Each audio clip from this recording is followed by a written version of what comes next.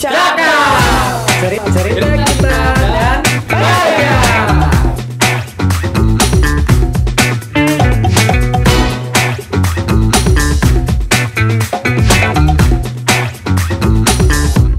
Halo kawan pajak, disiarkan dari Studio 4 Kaltim Tara, kegiatan podcast Cakap. Cerita kita dan pajak. Podcast resmi dari Kanwil DJP Kalimantan Timur dan Utara. Di sini kita bakal ngobrol santai tapi berbobot tentang pajak nih kawan pajak. Biar makin paham tanpa perlu pusing ya. Bersama saya Didik Mustafa sebagai host podcast episode 5 kali ini. Tema podcast kita ini adalah Cari Tahu Per 11 Klaster PPH. Nah, saya nggak akan bahas ini sendirian nih kawan pajak, karena sudah hadir narasumber keren-keren di sini yang bakal menemani kita, yaitu ada Kak Rina dan Kakak Sanis, penyuluh Kanwil DJP Kalimantan Timur dan Utara. Apa kabarnya Kak Rina dan Kak Sanis? Luar biasa. Luar biasa ya kawan pajak ya. Oke, baik, kita langsung aja akan cakap-cakap nih kawan pajak terkait dengan peraturan Direktorat Jenderal Pajak yang terbaru nih ya, masih panas-panasnya nih gitu ya. Nomor 11 Klaster PPH. Pembahasan pertama nih kawan pajak. Yang salah. Pertanyaan pertama nih kawan pajak. Nih, perbedaan ketentuan PPH 21 nih ya dan unifikasi sebelum terbitnya peraturan Per 11 2025 ini dengan ketentuan sebelumnya. Kira-kira itu apa nih perbedaannya? Oke, baik kawan pajak, izin menjelaskan apa sedikit ya perubahan yang dari Per sebelumnya terus digantikan dengan Per 11 2025 ini. Iya, betul. Gitu. Jadi yang pertama itu dari sistem aplikasinya. Yang sebelumnya kita menggunakan atau melaporkan, membuat bukti potong, melaporkan SPT itu di DJP online. Sekarang kita menggunakan aplikasi Cortex. Itu yang pertama. Terus yang kedua itu ada penyederhanaan aplikasi, Mas, gitu. Terkait dengan penggabungan aplikasi instansi pemerintah sama yang non pemerintah. Itu aplikasinya menjadi satu. Gitu loh. Terus juga ada penyederhanaan formulir gitu kan. Formulir penggabungan SPT gitu. Dipotongnya antara instansi pemerintah dan non pemerintah itu menggunakan formulir yang sama. Jadi formulirnya sekarang juga jadi satu ya, sama gitu ya. Betul gitu. Dan yang keempat itu ada perubahan yang cukup krusial, Mas ya. Di mana berlakunya aplikasi Cortex ini gitu kan. Pelaksanaan pemusatan itu pemusatan itu dilakukan buat pemotongnya, Mas. Gitu. Jadi kalau dulu itu ketika membuat bukti potong gitu kan, melaporkan SPT-nya, itu cabangnya. Nah, kalau sekarang semuanya dipusatkan. Dipusatkan. Gitu. Jadi semua yang cabang-cabang juga dilaporkan oleh pusatnya gitu. Betul. Ya. Jadi cabang hanya membuatkan bukti potongnya saja kewajibannya. Gitu. Benar-benar. Pelaporannya ada di pusat. Jadi itu. cukup satu saja yang lapor, tidak perlu cabang-cabangnya ikut melaporkan. Oke. Ya cukup simpel sebenarnya kayak. Simpel. Nah, mungkin dulu kita mengenalnya dengan NPWP cabang ya. NPWP cabang. Nah, kalau sekarang kita mengenalnya dengan NITKU. Gitu. NITKU. Nah, kawan pajak sudah paham belum NITKU itu apa? Nomor induk tempat kegiatan usaha. Itu kawan pajak. Iya, kirain NIK ya. NIK kependudukan. Beda. Beda. Baik nih, selanjutnya nih pertanyaan selanjutnya nih Kak Rina ya sekarang ya. Jadi perubahan tadi kan terkait dengan perubahan juga dari DJP online ke aplikasi Cortex. Nah, Cortex ini kan sudah berjalan sejak Januari ya, dari Januari 2025. Nah, kira-kira ada hal lagi nggak yang perlu diketahui oleh kawan pajak nih selain perubahan tadi nih Kak Rina? Sebenarnya bukan hal yang baru sih ini, tapi nanti lebih ditegaskan lagi di Per 11 2025 tentang fungsi pelaporan SPT. Kan seiring dengan sistem perpajakan kita, kawan pajak, yaitu sistem self assessment.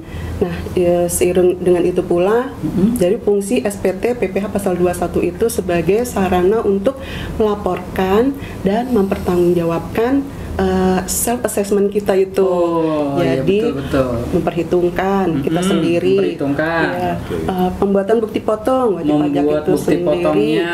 Penyetoran dilakukan oleh Menyetorkan wajib juga. pajak itu sendiri. Oke, oleh wajib pajak sendiri. Iya, Betul. jadi dengan self assessment itu jadi Iya. di situ ada hak pemotong dan ada kewajiban pemotong. Hak Tetap- pemotong dan kewajiban tetap pemotongnya. ada hak dan kewajiban Oke. pemotong. Nah, hak pemotong itu maaf, kewajiban pemotong itu berarti Kewajibannya membuat bukti Membuat potong. bukti potong, Kemudian menyerahkan kalau sudah habis dibuat habis dibuat bukti potongnya dikasihkan ke penerima penghasilan. penghasilannya. Iya, Oke. jadi jangan lupa setelah buat bukti potong diserahkan sebagai Diserahkan. bukti pemotongan PPh pasal 21. Tapi itu bisa otomatis juga ya sekarang ya. Nah, Ya kan, Cortex ya? itu iya dengan adanya Cortex itu jadi lebih mudah, nggak perlu mencetak. Nggak perlu mencetak. Ya, nggak perlu mencetak bukti potongnya, sudah langsung masuk Sudah langsung masuk ada di- notif. Oh iya. Jadi lebih mudah sebenarnya dan apa yang namanya paperless, gitu. Paperless. Go green gitu kawan pajak. Jadi tidak perlu mencetak bukti potong. Begitu bukti potong sudah dibuat oleh pemotong pajak, Iya. masuk tuh notif ke Cortex kita. Ke korteksnya Kita- yang penerima penghasilan iya, tadi ya. bahwa iya ini penghasilan saya sudah ada nih bukti potong. potongnya. Jadi lebih terjamin juga nih apa namanya dampak hukumnya ya Iya. bukti bahwa Buktinya kita sudah sudah benar ada, nih, sudah diterima gitu ya. Iya. Kemudian ya setelah menyerahkan bukti potong, pemotong pajak harus melaporkan. Melaporkan Iya. yang sudah dipotong berapa, totalnya berapa, kemudian dilaporkan lewat SPT masa SPT masa. Nah, kemudian setelah kewajiban ada haknya juga. Haknya apa nih? Haknya, hak dari pemotong pajak itu melakukan pembetulan. Kalau misalnya ada Misalnya ada yang salah, kesalahan, keliruan ya. iya itu berhak untuk membetulkan Oke. potongnya. Kemudian juga misalnya ada transaksi yang belum dilaporkan, Oke. membuat bukti potong tambahan. Oh, Iya, jadi misalnya bisa juga ditambahkan kalau ternyata ada yang kelupaan Iya, belum dibikin gitu ya. Ternyata bukti potong atas nama ini belum dibuat nih. belum dibuat. Dibuat. Buat. Itu namanya bukti potong tambahan. Begitu. Ya, Nah seperti itu ya. Oh, iya. Baik, kawan pajak nih, yang kawan pajak sebagai pemotong pajak nih ya. Jadi emang wajib membuat bukti potong. Jangan lupa kalau misalnya kawan pajak ditugaskan sebagai bagian keuangan gitu ya, bagian keuangan di sebuah perusahaannya. Nah tentu saja kan dalam hal pembuatan gaji buat karyawannya itu ada pajak yang dipotong atas gaji tersebut gitu ya. Kalau ternyata nggak ada yang dipotong, tetap harus bikin bukti potong nggak? Kalau tidak ini dulu nih. Nah, tidak di ada bawah tidak ada yang PTKP. berarti ada penghasilan. Ada penghasilan, tapi di bawah PTKP. Di bawah PTKP itu tetap harus dibuatkan. Tetap buat juga bukti Iya, potongnya karena ya, jangan ada lupa. penerima ada penghasilan yang diterima. Intinya supaya tahu penghasilan yang diterima itu berapa gitu ya. Tuh. Nah, kemudian nih sekarang kita ke Kak Sanis lagi. Balik lagi. Nah, kalau tadi sudah dijelaskan tentang bukti potongnya nih, ada hak dan kewajibannya pemotong pajak gitu ya.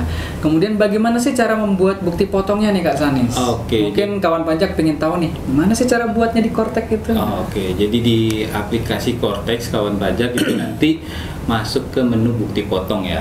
Gitu. Nanti di situ ada bukti potong. Bupot ya? Bupot. Nah, Bupot nih kawan pajak. nanti di Bupot itu ada BPPU, ada BPNR, terus 21 ke bawahnya tuh banyak tuh. Banyak ya? Oh, ya. Terus yang menariknya seperti saya spill tadi di awal gitu kan. Iya. Jadi ketika saya ilustrasikan lah ya, ketika membuat satu perusahaan ini memiliki beberapa nitku atau cabang tadi kan ya. Katakanlah ada 10. Nah, cabangnya ini mau membuat bukti potong gitu kan. Nah, Betul. jadi nanti itu akan tercatat gitulah karena dia memasukkannya menggunakan nitkunya sendiri gitu. Jadi cabangnya itu membuat bukti potongnya masing-masing. Jadi nanti di daftar bukti potongnya pun kelihatan ya ini cabang mana nitkunya Betul. gitu ya. Cabang yang pertama sampai yang ke-10 itu ada nanti gitu, urutannya kalau setiap cabang membuatkan bukti potong gitu. Nah, itu juga sebenarnya ada aturannya ya gitu. Iya. Nah, itu yang pertama itu administrasi yang terkait dengan pembayaran penghasilan itu kan. Itu yang pertama ada tempat penerima penghasilan yang melakukan kegiatan. Nah, itu di mana tuh? Di cabang kah atau di pusat? Di cabang kah atau di pusat? Nah, tadi ya penerima ini di mana nih? Dia di pusat atau di cabang? Betul. Kalau di cabang berarti cabangnya yang buatkan. Terus yang kedua ada tempat status kepegawaian terdaftar. Itu terkait 21 ya. Oh iya. Si karyawan ini terdaftarnya di pusat kah atau di cabang yang keberapa gitu kan? Oh iya. Ditku yang keberapa itu yang membuatkan bukti potongnya gitu. Sama yang terakhir adalah tempat kontrak ditandatangani gitu. Oh, jadi mungkin emang bisa ada klausulnya juga, itu ya. Bisa juga kontrak ya? Bisa. Kontrak misalkan kontraknya waktu ditandatangani di pusat, tapi sementara sekarang sudah pindah ke cabang gitu kan. Gitu. Monggo dipilih syarat dari 3 hal tersebut, Mas. Jadi untuk mau tempat pembuatan bukti potongnya minimal memenuhi 3 syarat ini ya. Betul. Salah satunya aja ya. Salah satunya aja. Nah, jangan juga dipotong di pusat, dipotong lagi di cabang. Waduh, kasihan karyawan, Mas. Habis nanti. Oke, intinya jangan sampai double pemotongan nih kawan pajak ya. Jadi kalau emang sudah dipotong di pusat, ya tidak perlu lagi dipotong di cabangnya. Betul. Ya, ada 3 syarat tadi ya, tempat kegiatan usahanya di mana, kemudian tempat kepegawaiannya terdaftar di mana, sama kontraknya ditandatangani di mana. Betul Mas. Baik nih, kemudian selanjutnya ini ya, kita kembali lagi back to Kak Rina ya. Siap. Tadi disebutkan di awal bahwa nggak ada lagi perbedaan nih dipotong antara instansi pemerintah dengan non instansi pemerintah dengan wajib betul. pajak biasa. Nah itu maksudnya bagaimana sih Kak Rina? Ya, jadi seiring dengan implementasi Cortex itu instansi pemerintah, non instansi pemerintah semuanya perlakuannya sama. Perlakuannya sama nih kawan pajak. Iya, jadi sudah nggak ada perbedaan. Nggak dibedakan lagi. Ya. Jadi bukti potong yang macam-macam bentuknya, namanya itu semuanya sudah diseragamkan. Jadi sekarang itu cuman ada 4 jenis. 4 jenis. Oke. Ada formulirnya ya? Iya, formulirnya. Jadi ada formulir BPA1 untuk pegawai tetap penerima uang terkait pensiun. Kalau pensiun ya dulu itu kita sebutnya 1721 A1. Oh iya, dulu tuh 1721 A1, sekarang BPA1. Iya, namanya BPA1. Kemudian juga ada BPA2. Nah, itu untuk PNS, untuk TNI dan pejabat negara lainnya gitu. Oh, ya. Kalau dulu 1721 A2. Nah, ya, sekarang betul. BPA2. Iya. Kemudian ada BP21, itu bukti potong PPh pasal 21 yang tidak bersifat final dan untuk yang bersifat final juga. Itu seperti untuk tenaga ahli, peserta kegiatan, pegawai tidak tetap, iya, penerima upah dan banyak lagi lah kategorinya. Itu yang BP21. Ya, nah, BP21 nih kawan pajak. Kemudian ada satu lagi. Ini namanya BP26. Ini yang BP26. Iya, ini terkait yang PPh pasal 6 yang penghasilan dari luar negeri. Oke, berarti yang emang dia tenaga asing ya, penghasilan dari luar negeri itu BP26. BP26 namanya. Nah, sebelum kita lanjutkan nih kayaknya suara agak-agak serak-serak gimana gitu ya. Silakan diminum dulu nih Kak Sanis ya. Beneran nih Mas ya? Iya, terima kasih. Sebenarnya saya juga sih yang serak ya. Minum dulu nih kawan pajak, kita tunggu ya. Minum dulu. Bismillah. Udah agak seger sih. Nah, lumayan. Iya. Masih semangat nih kawan pajak ya. Nah, kita akan lanjutkan pembahasan terkait dengan PPh unifikasi. Tadi sudah dijelaskan terkait dengan PPh pasal 21. Sekarang kita membahas terkait dengan PPh unifikasi. Nih, untuk PPh unifikasi nih Kak Sanis nih. Itu kira-kira ada yang baru nggak di PPh unifikasi Cortex ini? terkait unifikasi di Per 11 11. 2025 ini ya. Iya. Apa yang baru gitu kan? Apa Jadi nih yang kawan baru pajak nih bingung nih gitu kan. Beda nggak sama yang lama? Nah, ternyata kami ulik-ulik tuh ternyata untuk unifikasi itu sebenarnya ada perubahan tapi tidak terlalu banyak. Tidak signifikan gitu Tidak ya? signifikan juga gitu kan. Mhm. Nah, hal yang baru adalah penunjukan pemotong PPh untuk WP orang pribadi. Oh, jadi WP orang pribadi pun bisa ditunjuk sebagai pemotong PPh-nya. Betul, itu yang terbarunya gitu loh. Itu yang terbaru. Sebelumnya ya, Mm-mm. sebenarnya sebelumnya itu juga mereka itu orang pribadi itu Orang pribadi? ditunjuk dulu, ditetapkan ditetapkan oleh kepala kantor, baru dia bisa memotong. Oh, sebelumnya itu untuk orang pribadi kalau mau memotong PPh, dia harus ada SK penetapan dulu SK gitu ya. penetapan Dari kantor dulu. pajak Dari gitu kantor ya. pajak. Nah, Ah. kalau sekarang itu Kalau ditegaskan sekarang lagi gitu Dijelaskan langsung. lagi bahwa tidak perlu penunjukan gitu ya. Iya, jadi sebenarnya WP orang pribadi dalam negeri itu ditunjuk ya kan terkait dengan pemotongan PPh pasal 23 untuk pembayaran sewa Oh, dan oke. untuk PPh pasal 4 ayat 2 itu terkait dengan sewa tanah bangunan. Gitu. Oke. Tapi itu pun orang pribadi pun harus memenuhi syarat gitu. Ada dua syaratnya. Apa tuh syaratnya itu? Nah, itu adalah orang pribadi yang melakukan pekerjaan bebas, satu itu. Kerja bebas ya. Kerja bebas. Oke. Nah, dan terus yang kedua adalah yang menjalankan usaha. Oh, Nah, dua-duanya menjalankan usaha. itu juga harus menjalankan atau menyelenggarakan pembukuan. Pembukuan. Jadi emang harus ada pencatatan semacam pembukuan gitu ya. Betul. Untuk yang pekerja bebas dan yang menjalankan usaha. Betul. Nah, itu diatur di pasal 16-nya. Monggo kalau kawan pajak Pasal mau melihat 16 per lebih 11. detailnya, Per 11 Oh. 2025 gitu. Jadi ini Itu aja sih kawan pajak bentuk nih. yang baru. Jadi itu terkait dengan PPh pasal 23 atas sewa sama pasal 4 ayat 2 atas sewa tanah dan bangunan. Betul, Mas. Jadi hanya sewa aja ya? Iya. Oh, hanya sewa saja ya kawan pajak ya untuk orang pribadi yang ditunjuk sebagai pemotong PPh. Betul. Itu yang barunya. Itu yang barunya ya. Oke, itu yang barunya. Baik, selanjutnya nih bagaimana cara pembuatan bukti potongnya? Kira-kira ada hal yang baru enggak nih Karina nih? Kalau untuk bukti potong PPh unifikasi sebenarnya ini yang baru itu ini ada dua macam jenis bukti potong, ada yang berformat standar Oke. dan dokumen lain yang dipersamakan dengan Bukti bukti potong. potong. Oke. Nah itu yang apa yang Baru baru, lah ya. yang baru untuk PPh unifikasi ini.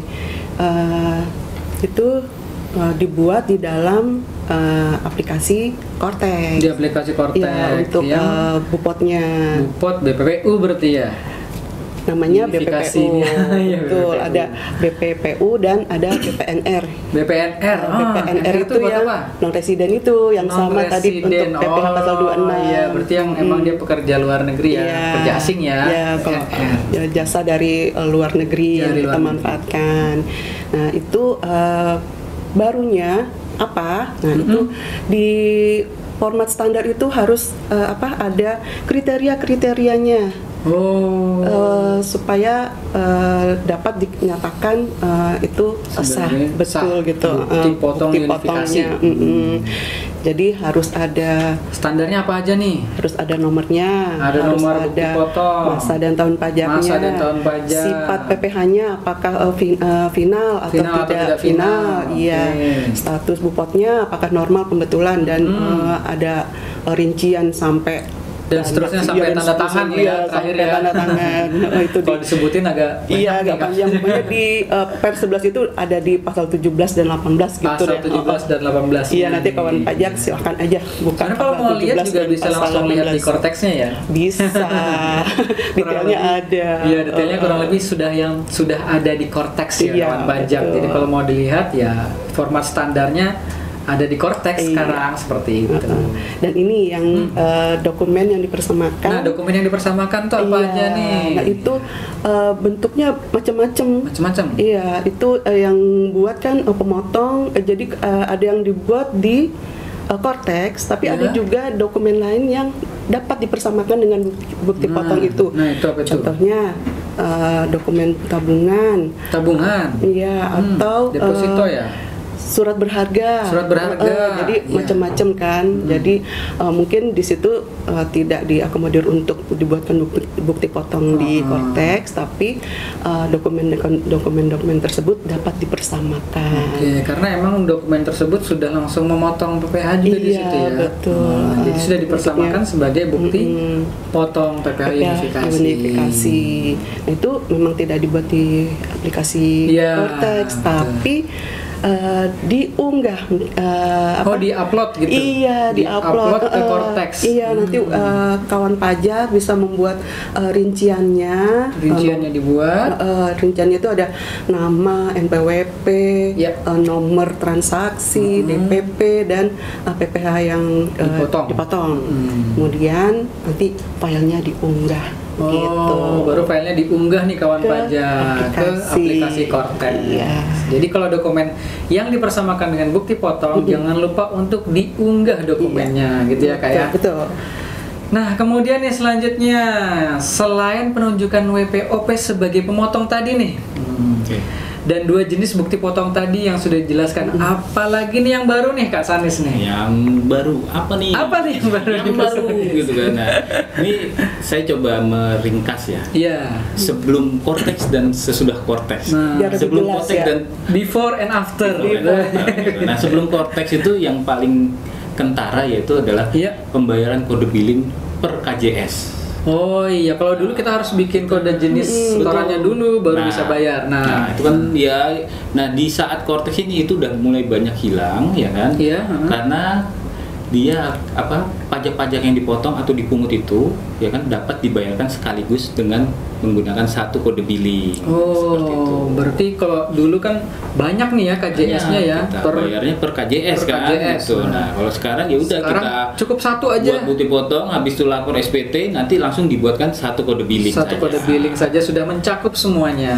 Oke. Gitu. Jadi kawan pajak juga nggak perlu khawatir tuh yang hilang KJS-nya. Kok KJS yang ini udah nggak ada ya gitu. betul, kan. betul. Karena sistemnya penggunaannya berbeda lagi nih, aturan mainnya berbeda seperti itu. Nah, itu patut dicatat nih kawan pajak. Tuh, nah, Selanjutnya apa lagi nih Kak? apalagi ya ada untuk pemotong dan pemungut yang input manual nomor fasilitas ya kan. Kalau dulu kan kita menggunakan input fasilitas itu kan PPh nih ya. PPh ya, SKB, SKB, SKD, terus suket itu kan itu manual tuh gitu. Manual di inputnya ya. Iya gitu. Kalau sekarang? Kalau sekarang fasilitas yang dimiliki pihak yang dipotong itu terintegrasi dalam EBUPOT. Jadi sudah langsung ada di EBUPOT-nya ya. Betul. Cukup dipilih kali Cukup ya. dipilih saja Oke. gitu.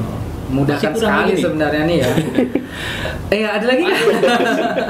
Saya ingin ingat lagi nih ya, yang ketiga lah saya Iya, ada iya, WP iya. cabang yang menerbitkan bukti potong dan SPT masanya sendiri. Jadi yang aku spill kalau tadi dulu depan, sama kayak 21 tadi ya. WP cabang itu dia membuat bukti potong dan melaporkan sendiri. SPT dilaporkan sendiri juga oleh cabangnya. Iya, gitu. sebelum Cortex seperti Sebelum itu Cortex. keadaannya ya. Dan kalau di Cortex ya WP cabang kewajibannya hanya membuatkan bukti potong. Oke. Dan pelaporan SPT-nya Dipusatkan. Ya. Seperti itu. Begitu kawan pajak. Jadi cabangnya hanya membuat bukti potong saja, sedangkan pelaporannya dilaporkan di Nah, pusatnya. juga pihak yang dipotong, pihak yang dipotong itu nih. juga dia memperoleh notifikasi. Langsung dapat notifikasi. Langsung dapat notifikasinya gitu. Apakah diterbitkan atau apa di bukotnya itu mau dirubah, dibatalkan? Dibatalkan, Nah, itu ada langsung dapat notifikasi ya. notifikasi gitu. Jadi di semacam aplikasi Cortex-nya. kayak apa ya? Kayak email atau notif. Betul. Di SMS. notif di email ada dan Di email ada ya. Di Cortex-nya email ada, juga. Di Cortex-nya pun juga ada. Oke. Seperti itu. Juga ada apa? Kita menyebutnya flagging ya. Flagging untuk bupot yang sudah dilaporkan di SPT masa maupun yang telah dikreditkan dalam SPT tahunan pihak yang dipotong. Seperti itu, Mas. Gitu. Jadi otomatis semua masuk ke pihak yang dipotong. Tidak perlu lagi kita meminta bukti potong kepada pemotongnya, gitu ya kawan pajak. Dicek sendiri berarti. Ngecek sendiri. Wah, itu sangat membantu sekali. Jadi kita tidak perlu lagi mencari-cari bukti potong, semua sudah masuk ke notifikasinya Betul. Cortex masing-masing. Terus Ada yang lagi? terakhir nih, Mas ya. Gitu. Oh, terakhir nih. Sekarang masih panjang. Habis nanti satu sesi sama saya ya kan gitu. Oke. Itu antara aplikasi dan bukti potong itu juga dipisahkan kalau dulu ya. Iya. Antara instansi pemerintah sama non pemerintah. Oh ya, tadi kan emang dulu dipisah. Ya. Lanjutnya sekarang Pemerintahan menggunakan aplikasi tersendiri lah ya. iya, gitu. ada IP-nya lah kalau dulu tuh. Kita menyebutnya IP kan IP, gitu ya. instansi kalau pemerintah. sekarang IP dan non IP itu menggunakan SPT yang sama. SPT yang sama. Betul. Nah, seperti itu. Ya. Iya. Jadi ada berapa tadi ya? Lumayan ya. Lumayan before and after-nya kawan pajak. Tentu saja segala kemudahan diberikan dalam pelaksanaan aplikasi Cortex ini ya, Mas saya. Dengan harapan nanti kawan pajak dapat melaporkan dengan keadaan yang sebenarnya dan sebaik-baiknya. Wah, luar biasa sekali perbincangan cakap episode kelima pada hari ini ya kawan pajak ya, mengenai cari tahu per 11 klaster PPH. Terima kasih banyak nih ya kakak-kakak di sini sudah menjadi narasumber yang luar biasa pada edukasi hari ini. Terus semangat dan sehat selalu ya kak ya. Kami infokan kepada kawan pajak bahwa apabila masih ada pertanyaan, kami membuka layanan konsultasi di Kanwil DJP Kalimantan Timur dan Utara. WhatsApp only di 0811 5050 0250. Jangan lupa follow juga sosial media kami di Instagram @pajakkaltimtara. Selain Instagram, kita juga ada X, Facebook, TikTok, dan YouTube di Kanwil DJP Kalimantan Timur dan Utara. Sebelum ditutup, kami sampaikan kepada kawan pajak bahwa seluruh layanan yang kami berikan tidak dipungut di biaya alias gratis gitu ya. Tidak dipungut biaya apapun nih kawan pajak. Apabila ada orang yang mengaku-ngaku mengatasnamakan Direktorat Jenderal Pajak atau Kantor Pelayanan Pajak kemudian meminta imbalan kepada kawan pajak nih, silakan kawan pajak adukan ke saluran pengaduan ya kawan pajak, karena itu adalah penipuan. Hati-hati kawan pajak ya. Kami membuka saluran pengaduan di Kring Pajak 1500-200, bisa juga di email pengaduan@pajak.go.id, di situs pajak pengaduan.pajak.go.id. Nah, itu bisa juga ke layanan konsultasi kita di Kanwil DJP Kalimantan Timur dan Utara tadi ya kawan pajak.